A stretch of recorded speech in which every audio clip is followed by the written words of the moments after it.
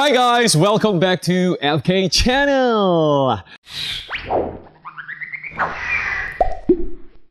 Selamat datang, dan yang pastinya dalam suasana pandemik di Indonesia, termasuk di Medan, bahkan di seluruh dunia, kita semuanya lagi menggalakkan program di rumah saja sesuai dengan anjuran pemerintah. Jadi daripada di rumah nggak ngapa-ngapain, langsung buat konten deh. Well, sebenarnya aku udah pesan ini kurang lebih udah lama ya, dan ordernya itu harus dari luar, karena di Indonesia udah lumayan susah cari, especially yang ini. Ada apakah ini? Hari ini kita akan masak, mukbang sekaligus cerita-cerita, dan ini udah lama banget aku pengen coba. Namanya ini adalah Capaguri. Nah, kalau kamu adalah fans berat sama seperti saya, fans berat dari film Parasite, ini adalah makanan yang ada di dalam film tersebut. Dari awal aku sudah benar-benar sangat penasaran sekali. Namanya itu adalah Capaguri. Nah, apa sih Capaguri itu? Capaguri ini sebenarnya untuk warga Korea Selatan ini udah terkenal banget. Campuran dari dua mie instan. Yang pertama ini adalah Chapageti. Kalian lihat, Chapageti. Yes. Kemudian yang kedua ini adalah Neoguri. Nah, Chapageti, Neoguri. Jadi, Capaguri. Nah, jangan salah beli ya, karena Neoguri ini kalau yang saya perhatikan di Indonesia, especially di Medan, itu rata-rata cuman yang udon, tapi rasa original. Kamu harus beli yang spicy seafood. Yang rasa seafood and spicy, ataupun spicy seafood. Coba kamu lihat. Nah, tuh. Dah. Yes. And then, Chapageti ini nggak perlu ya. Ini pasti udah jelas ya. Ini dari Nongsim. Dua-duanya dari Nongsim. So, aku udah gak sabar pengen masak. Jadi di film itu sebenarnya Capagurinya ataupun ramdon, ya dunia western, orang-orang western pada bilang ramdon ya. So, mereka itu masaknya dengan steak. Kalau kamu perhatikan di adegan dari salah satu film Parasite, yaitu adegan di mana majikannya pulang tiba-tiba terus dia suruh asisten rumah tangganya masakin Capaguri. Nah, inilah yang mereka masakin pakai daging steak. Hari ini kebetulan aku juga ada daging steak. Kamu boleh ikut masak dengan saya. Yuk, bareng-bareng masak ramen favorit kamu dan kita cooking time.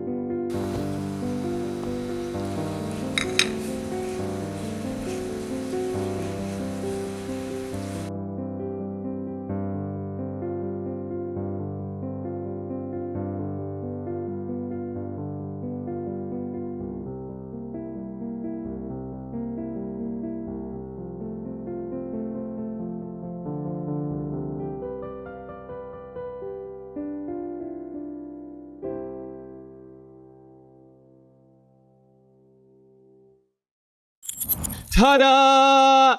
Nah, akhirnya aku berhasil! Guys, I'm so happy karena aku udah bener-bener penasaran sekali dengan rasa dari Capaguri ini. Sebenarnya Capaguri ini di dunia internasional lebih dikenal sebagai ramdon. Ramdon ini artinya ramen dan udon. Nah, Chapageti ini kan ramen. yang neoguri ini udon. Jadi tekstur mie-nya itu dua-duanya kan beda. Nah, akhirnya digabungin menjadi satu, akhirnya disebut sebagai ramdon.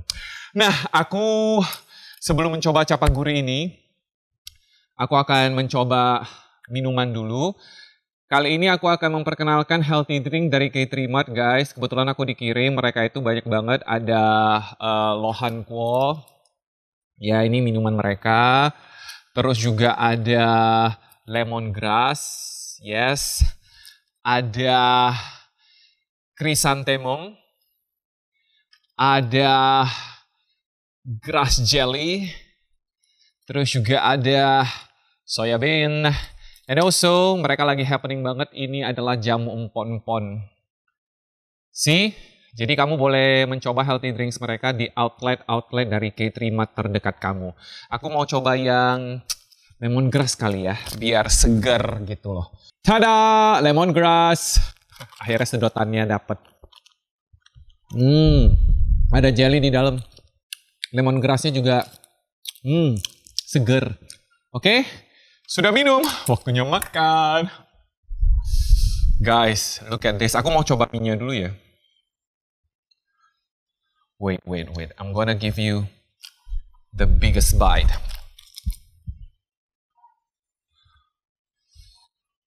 See?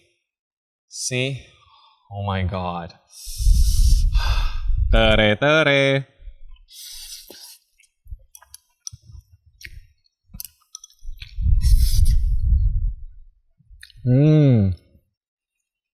Well, rasanya unik, enak, ada pedasnya karena dari spicy udon. Jadi spicy udon ini ada rasa seafoodnya. So somehow, rasa dari capageti ini kan maksudnya ini ya, cacangmyeon gitu ya, agak-agak seperti black bean noodles gitu. Dan digabungin dengan seafood flavor, jadinya kayak heaven aja. Wow, no wonder ya. Orang Korea suka banget ini. Oke, aku akan coba dengan steak. Guys.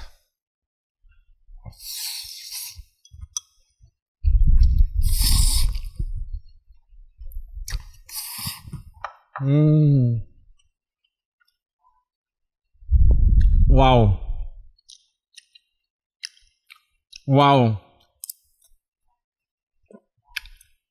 You have to try this, guys. Kalian harus coba. Pokoknya cari black bean noodles, terus spicy noodles, boleh varian kamu sendiri deh. Nggak mesti kayak gini, agak susah dicari ya, karena aku pun belinya dari online. But, steak digabung dengan ramen, wow.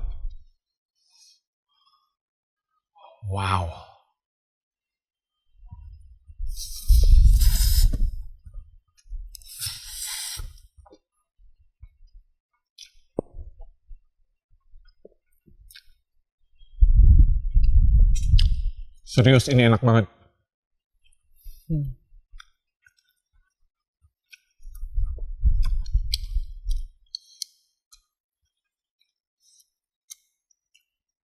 Oh ya, nanti kita akan cerita-cerita mengenai film Parasite ya. Kalau kamu adalah salah satu fans dari film Parasite, silakan hit hit the like button. Kalau kamu belum subscribe channel aku, silakan di subscribe. Banyak banget konten dari channel aku. Mau hantu ada, mau makan ada, mau yang lucu-lucu ada.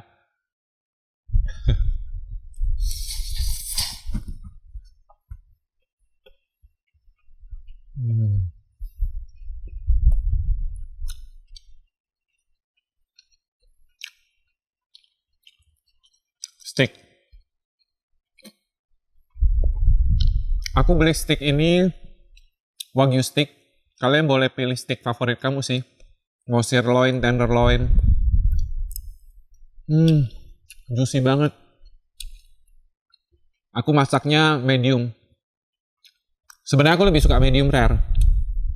Tapi karena ini campur dengan mie atau ramen atau ramen udon, mendingan aku medium aja, jangan ambil resiko.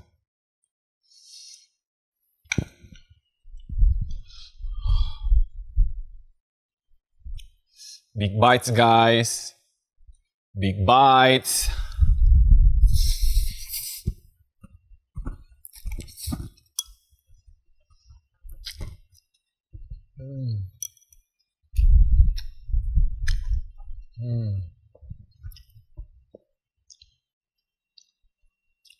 Yes.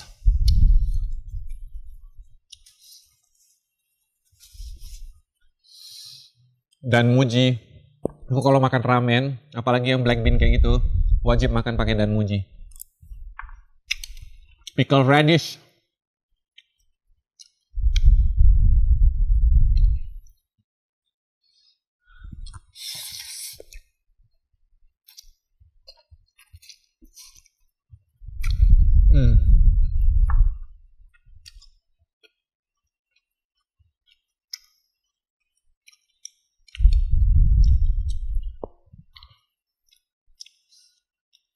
Nah, aku itu pertama kali nonton Parasite, awalnya aku agak underestimate ya. Jujur aja, apa film Korea? Aku terus terang kurang begitu suka K-drama sih. I don't know, mungkin ya call me anti-mainstream, call me haters. Bagiku kadang-kadang adegan K-drama ini agak-agak lebay. Dan bukan hanya maksudnya agak lebay dan bukan hanya lebay, masalahnya banyak sekali adegan yang nggak masuk akal aku aja gitu loh. Dan terlalu diefek-efekin kadang. Jadi kayak adegan cinta mereka, adegan, aduh pokoknya apalagi yang Crash Landing on You ya. Itu aku nggak sanggup loh guys, serius. Aku nonton episode 1 aku udah nggak sanggup lagi nontonnya. Tapi aku tahu banyak banget yang pencinta K-drama. So, stereotip aku itu kayak semua film Korea itu sama gitu. But Parasite merubah pikiran aku. Benar-benar berubah pikiran aku.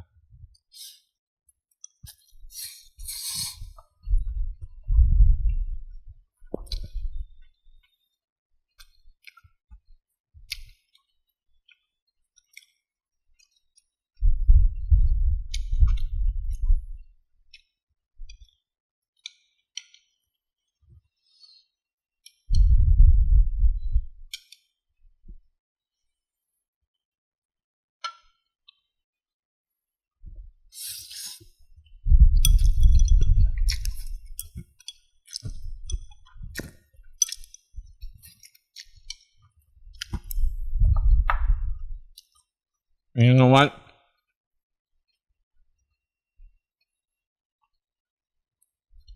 Ketika Parasite memenangkan Best Picture di Oscar, sebagai fans, aku terus terang agak terharu kemarin. Dan you know what? Itu adalah pertama kali film internasional itu memenangkan Best Picture. Biasanya kalau film internasional nggak pernah. Itu paling banter pun cuman Best International Movie atau Best International Film yang gitu-gitu doang.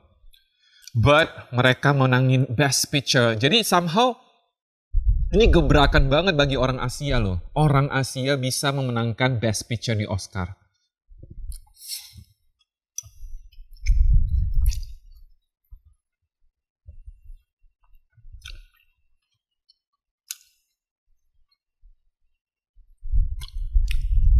Aku ralat, biasanya film berbahasa asing itu hanya banter-banternya memenangkan, ya oke lah Best Director kadang bisa ya. Tapi Best Picture itu susah banget. Biasanya Best Foreign Language Film, itu nggak sih kategorinya? Nah, Best Foreign Film deh, gitu-gitu. But Best Picture, come on. Best Screenplay, come on. Best Director, no wonder mereka borong. Karena memang film ini saya hanya bisa mengatakan satu kata, masterpiece.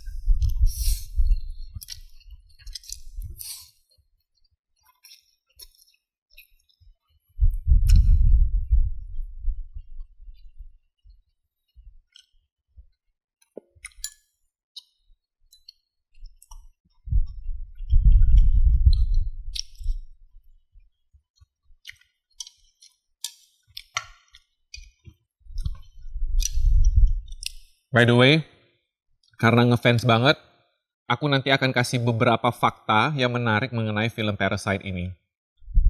Dan, oh my god, kalau kamu buka YouTube aku, maksudnya browser aku kalau aku buka YouTube, kontennya itu banyak kan yang Parasite. Jadi update terbaru dari Parasite itu pasti muncul di YouTube aku.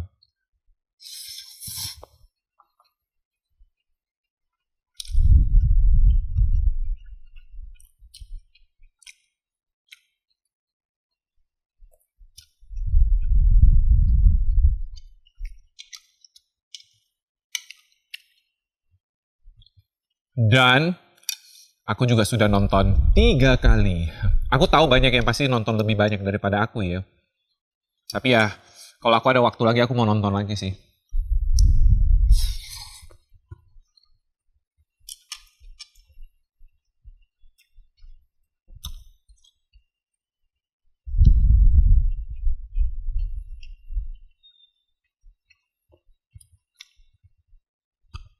Kenapa aku itu bisa ngefans berat dengan film ini? Well, alasannya cukup simple. Ini adalah salah satu film yang berhasil blow my mind. Jarang sekali film yang bisa blow my mind. Dulu ada sih, film Inception tahu kan? Itu blow my mind banget. Jadi aku suka banget dengan sutradaranya, Nolan. Dia itu ada Nolan Brothers. So, karya-karya mereka itu pasti aku ikutin kalau Nolan. Dan Bong Joon-ho, sutradara dari Parasite ini, itu juga menarik perhatianku langsung. Dan ternyata, bukan hanya Parasite yang aku suka dari Bong Joon-ho. Sebelum dari Parasite, aku juga sudah sempat suka banget dengan film dari beliau. Ternyata itu hasil karya beliau. Itu mainnya di Netflix. Judulnya Okja. Tahu Okja? Okja atau Okja. Okja ini film di Netflix yang dirilis dan itu kemarin menceritakan tentang mutasi dari seekor babi dan ini jadi incaran banget lah oleh banyak orang. Dan ternyata beberapa pemeran dari Okja ini juga main di Parasite, termasuk si Bapak Kim. Tahu ya Bapak Kim itu, bapak yang dibilang bau, yang katanya aromanya bau.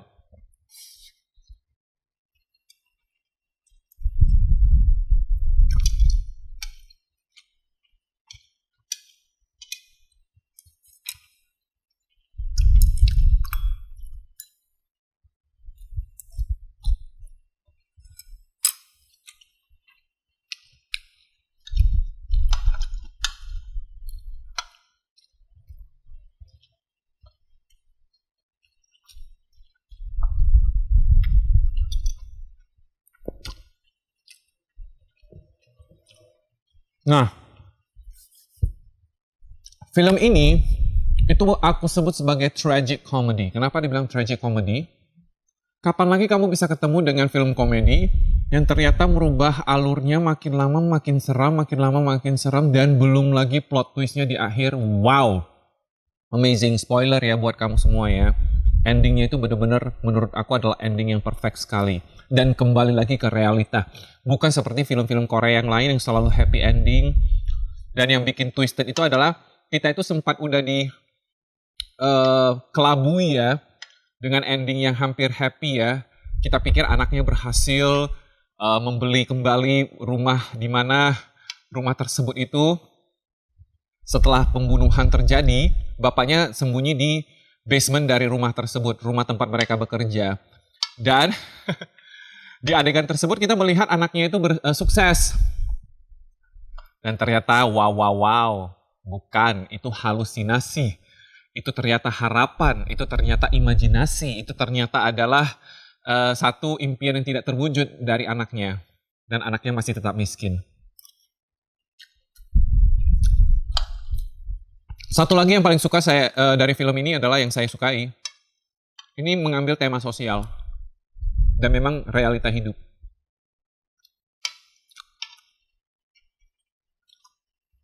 Mengambil bagaimana situasi hidup, fenomena hidup dari dua kelas ekonomi yang berbeda. Satu kelas ekonomi yang tajir abis, ekonomi orang kaya, dan satu lagi ekonomi orang miskin.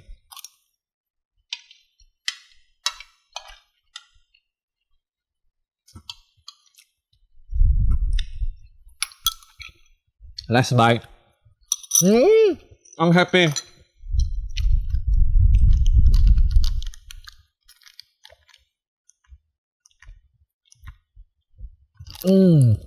Wow.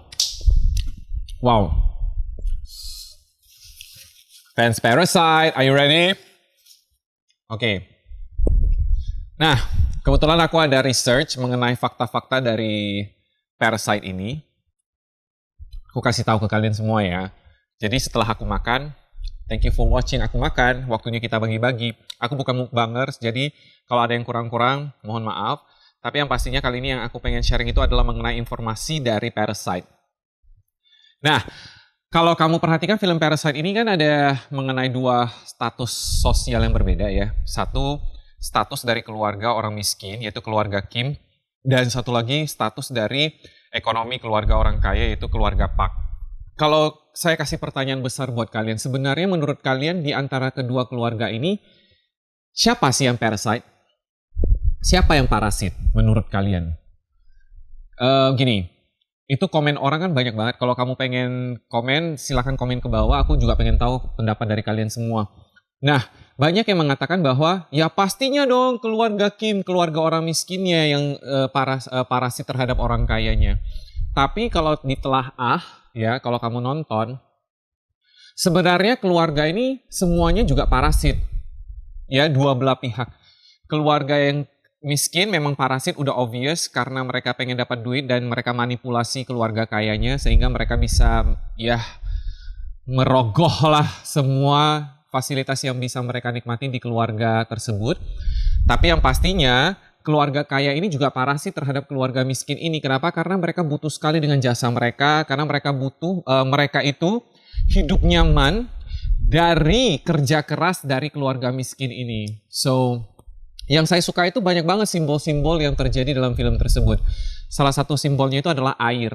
Air itu selalu mengalir dari atas ke bawah. Dan biasanya ini juga mencerminkan bahwa kehidupan sosial itu selalu yang namanya ekonomi orang miskin. Pernah dengar gak sih istilah yang mengatakan yang miskin semakin miskin, yang kaya semakin kaya. Kenapa? Karena yang kaya itu selalu membentengi diri mereka sehingga mereka itu terlalu tinggi. Yang ada di bawah itu tidak bisa mencapai yang di atas. Dan di atas itu selalu ibaratnya air itu mengalir dari atas, banjir. Kenapa? Karena apapun yang terjadi, selalu yang di bawah itu kena ambasnya gitu. Jadi ya itu salah satu yang menurut aku itu brilian sekali bagi sutradara Bong Joon-ho untuk mengangkat komedi yang dark, berakhir tragic, dan aku suka sekali. Dan salah satu film yang aku suka selain ini yang bertema sosial itu adalah Us. Ya, karya dari Jordan Peele. Oh my god, that movie langsung kayak wow, horor tapi temanya sosial.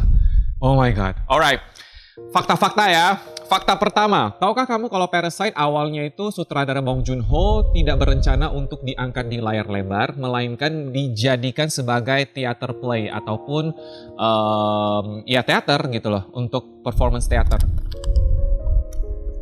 Tapi setelah dipertimbangkan, teater itu ruang lingkupnya terlalu sempit. Awalnya mereka rencana settingnya itu ada setting dua rumah gitu.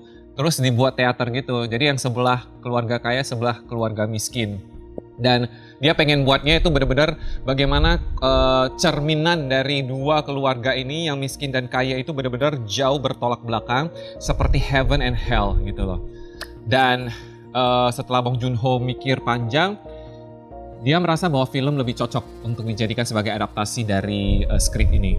So akhirnya dia ganti menjadi film. Dan fakta kedua, rupanya dulu sempat bukan judul dari film ini bukan Parasite pada saat awal. Original idenya itu bukan Parasite. Awalnya itu beliau itu pengen buat judulnya itu adalah Dekalkomania. Dekalkomania ini apaan sih? Kalau buat kamu yang nggak tahu, dekalkomania ini adalah seni melukis. Dan seni lukis ini kalau misalnya kamu perhatikan, kamu boleh Google dekalkomania. Nanti aku akan tampilkan di sini. Nah, itu. Jadi seni melukisnya itu adalah kamu itu lukis, setelah kamu lukis kamu lipat, dan kamu lipat setelah kamu lipat nih, kamu buka lipatannya, kamu akan mendapatkan dua sisi yang sama. Nah, dua sisi yang berbeda tapi kalau kamu, maksud saya dua sisi yang sama, tapi kalau kamu perhatikan secara detail, ada detail-detail yang berbeda. Nah, dekalkomania ini ya, kalau kamu lihat poster-poster film juga lumayan banyak ya. Setahu aku ada TV seri yang menggunakan dekalkomania, film juga ada dekalkomania. Jadi tema dari dekalkomania ini memang pengen diangkat oleh Bong Joon-ho. Jadi kalau kamu perhatikan posternya di Parasite, ada juga yang poster yang keluarga si Park di atas, keluarga Kim di bawah. Ya, di atas maksudnya orang kaya, keluarga Kim yang di bawah. Meskipun posenya sama, mereka memiliki pose foto yang sama, tapi keadaan yang berbeda gitu. Itu awalnya.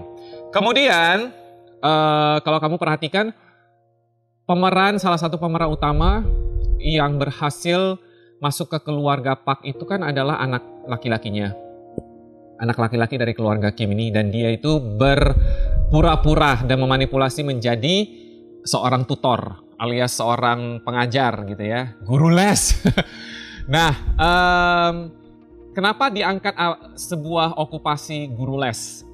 Well, sebenarnya terinspirasi juga dari kehidupan nyata dari sutradaranya. Sutradara Bong Joon-ho ini dulunya waktu kuliah dia itu sempat jadi seorang guru les ataupun tutor untuk keluarga orang kaya. Jadi dia tahu bagaimana rasanya menjadi seorang pengajar di keluarga orang kaya. Dan kalau kamu telah baik-baik secara logika nih, okupasi yang bisa masuk ke keluarga kaya itu selain pembantu ya, alias kasar, asisten rumah tangga, ya itu jadi guru les ataupun tutor. Nah, ya itulah salah satu jembatan sehingga dia bisa memasukkan keluarga yang lain, anggota keluarga yang lain ke dalam keluarga Park ini. Kemudian, fakta berikutnya.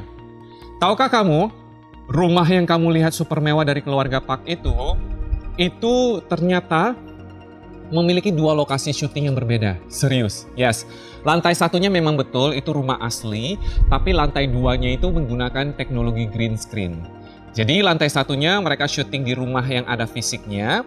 Lantai dua itu kalau kamu perhatikan behind the scene dari YouTube, itu adalah menggunakan green screen. So lantai dua itu memiliki soundstage yang berbeda lagi. Nah, setelah itu, yang berikutnya, sutradara Bong Joon-ho kenapa menggunakan yang ini garis hitam di poster dari Parasite? Kamu tahu ya itu parah banget sih ya.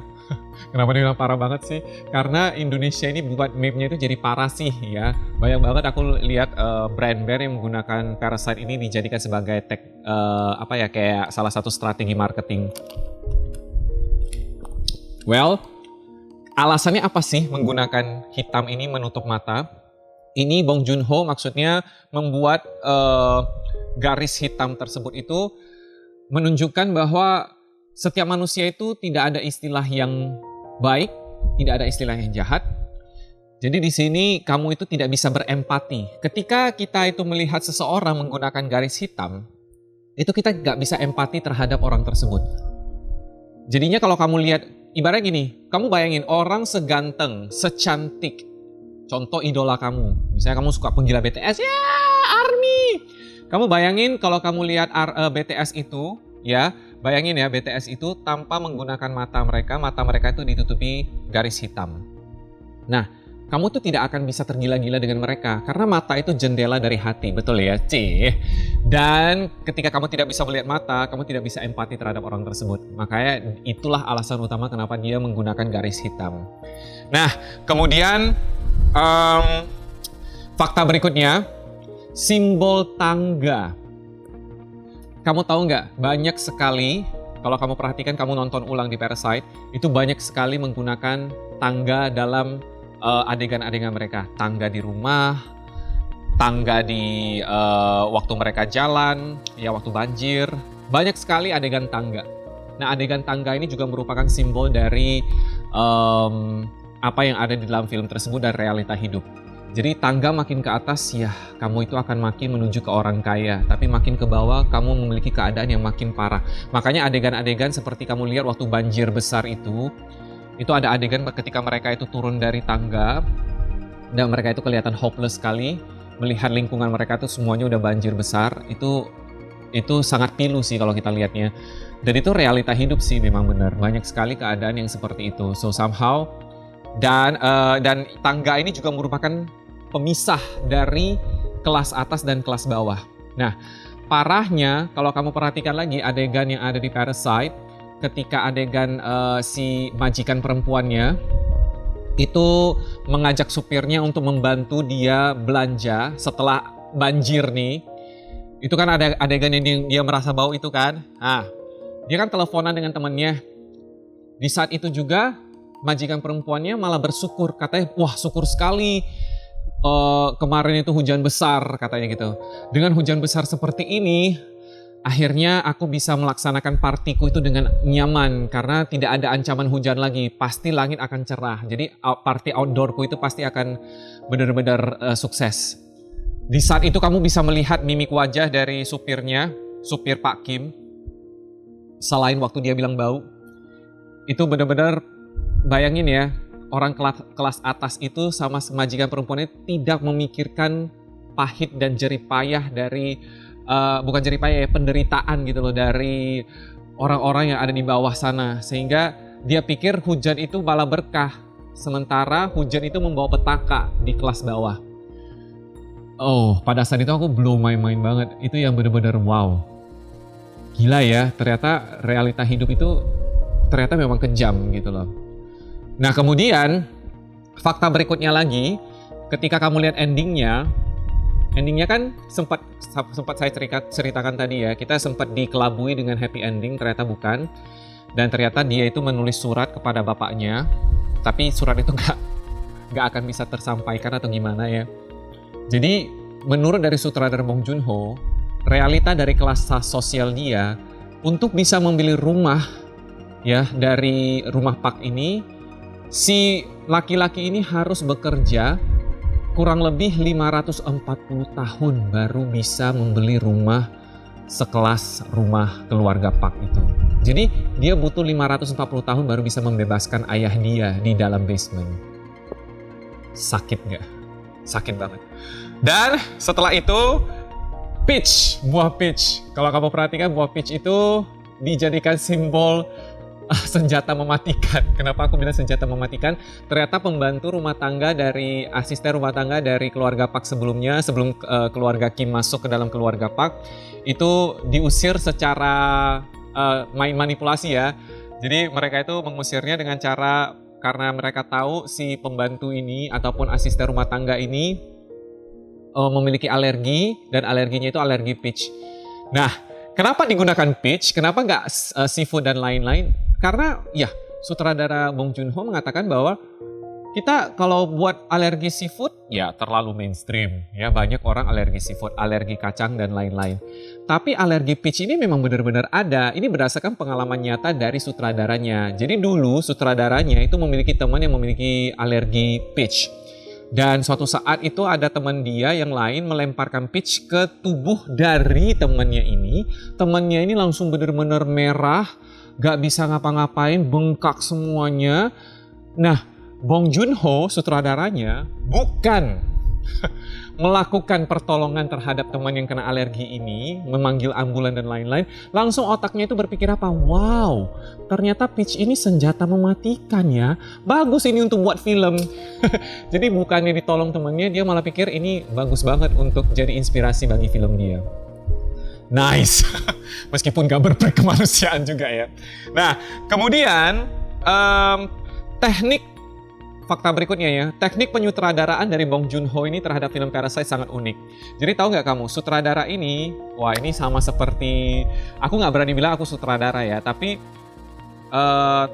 teknik penyutradaraan dari Bong Joon-ho ini mirip dengan saya, hampir. Cedem, aku kok menyamakan diri? Enggak, aku hanya berharap aku suatu saat bisa sehebat dia. Tapi dia benar-benar inspiratif banget. Jadi dia itu benar-benar loh, untuk mengarahkan setiap aktor dalam sebuah adegan, Bong Joon-ho ini langsung melakukan adegannya untuk menunjukkan kepada para aktornya. Contoh, para aktornya bagaimana harus menangis. Terus nangisnya itu harus dengan gaya seperti apa. Jadi Bong Joon-ho itu langsung nunjukin. Dia nunjukin gayanya, ekspresinya, terus juga penyebab dari dia nangis dan lain-lain. Para aktor itu cuma mengemulasi aja, tinggal mengikuti aja arahan dari sutradara. Jadi, wow. Gak setiap sutradara sih seperti itu. Ada sutradara yang cuman, itu kan ada skrip, aku kan udah kasih tahu aku pengen seperti ini, kamu tunjukin kepada aku. Padahal sutradaranya juga gini loh, gak setiap orang itu bisa acting. Dan gak segampang itu untuk acting. Apalagi adegan-adegan yang susah gitu ya. Dan sutradara ini bisa. Best. Nah, fakta berikutnya lagi adalah, tahukah kamu kalau Parasite ini akan dirilis dalam TV seri? Yeay! Jadi ada spin-off-nya. So spin-off-nya ini nanti guys akan ditayangkan kalau nggak salah sih HBO yang telah membeli hak patennya. Dan ini nanti akan ada limited seri ya, ada beberapa episode. Nah ini akan, kalau kamu perhatikan ada adegan waktu pembantu, aku dari tadi asli bilang pembantu, asisten rumah tangga, karena di Medan kebiasaan bilang pembantu. Maaf ya, jadi gini, asisten rumah tangga dari keluarga Pak yang sudah keluar. Nah, di mana momen itu dia kembali lagi ke rumah si keluarga Pak ini, di mana waktu keluarga Kim lagi bersenang-senang di rumah mereka, tiba-tiba ada neng nong, rupanya mantan asisten rumah tangganya balik. Nah, kamu perhatikan waktu mereka lihat di CCTV kan, muka dari asisten rumah tangganya itu udah lebam, ya kan? Ada bekas-bekas luka dan lain-lain. Nah, itu banyak sekali yang bertanya kenapa bisa seperti itu. Nah, nanti akan terjawab deh bagaimana cerita dari si asisten rumah tangga ini mengalami apa gitu loh, sehingga ada lebam, ada bekas luka. Terus juga nanti akan ada lagi spin-off dari cerita Parasite ini. Kalau kamu ingat tutor yang sebelum si keluarga Kim ini, anak Pak Kim ini masuk ke dalam, kan ada temannya nih yang anak kuliah juga. Nah ini nanti akan diceritain anak kuliah ini relationship-nya apa dengan keluarga Pak. Wow, aku benar-benar penasaran. And finally, itu adalah fakta terakhir dari Parasite. Oh my god. I hope you guys enjoy this. I really do. Aku benar-benar sangat-sangat menikmati film Parasite ini. Dan bahkan ini kan kebetulan lagi semua pada karantina di rumah sendiri ya selama 14 hari. So, I'm planning to watch it again. Yes. Benar-benar masterpiece sekali. Alright, thank you so much for watching guys. Don't forget to give me the thumbs up, like-nya, subscribe, tekan bell di sebelah subscribe-nya. And then also, buat kamu yang benar-benar suka dengan film Parasite, sesama fans, high five. See you again. Bye.